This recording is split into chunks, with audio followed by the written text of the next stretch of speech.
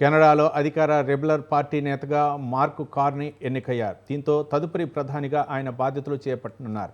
కెనడాను తమ దేశంలో 51వ రాష్ట్రంగా చేర్చుకుంటామని పలు సందర్భాల్లో అమెరికా అధ్యక్షుడు డొనాల్డ్ ట్రంప్ చేసిన బెదిరింపులపై స్పందించారు.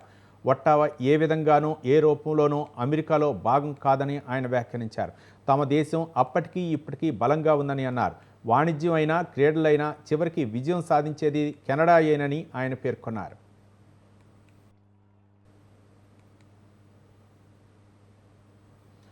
తాజాగా జరిగిన సమావేశంలో మార్క్ కార్నీని అధికార లిబరల్ పార్టీ ఎన్నుకుంది. మార్క్ కార్నీ ఎప్పుడూ ప్రత్యక్ష ఎన్నికల్లో పోటీ చేయలేదు. అంతేకాకుండా మంత్రివర్గంలో పనిచేసిన అనుభవం కూడా లేదు.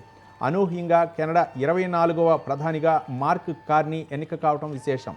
ప్రధాని పదవి నుంచి వైదొలుగుతున్నట్లు జస్టిన్ ట్రూడో జనవరిలో ప్రకటించారు. దీంతో రెబెలర్ పార్టీలో కొత్తగా ప్రధాని ఎన్నిక అనివార్యమైంది.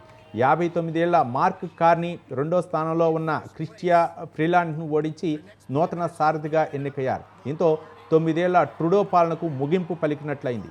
1965లో పోర్ట్ స్మిత్లో మార్క్ కార్నీ జన్మించారు. హార్వర్డ్లో ఉన్నత విద్య అభ్యసించారు. మార్క్ కార్నీ గతంలో బ్యాంక్ ఆఫ్ కెనడా మాజీ గవర్నర్గా పనిచేశారు. 2008 నుంచి 2013 వరకు బ్యాంక్ ఆఫ్ కెనడా 8వ గవర్నర్గా పనిచేశారు. 2013 నుంచి 2020 వరకు బ్యాంక్ ఆఫ్ ఇంగ్లాండ్ 120వ గవర్నర్గా కూడా పనిచేశారు. ఆర్థిక విషయాలపై సుదీర్ఘ అనుభవం కలిగి ఉన్నారు.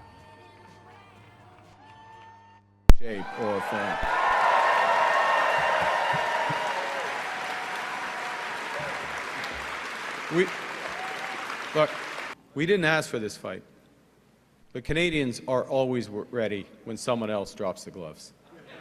So the Americans, they should make no mistake, in trade as in hockey, Canada will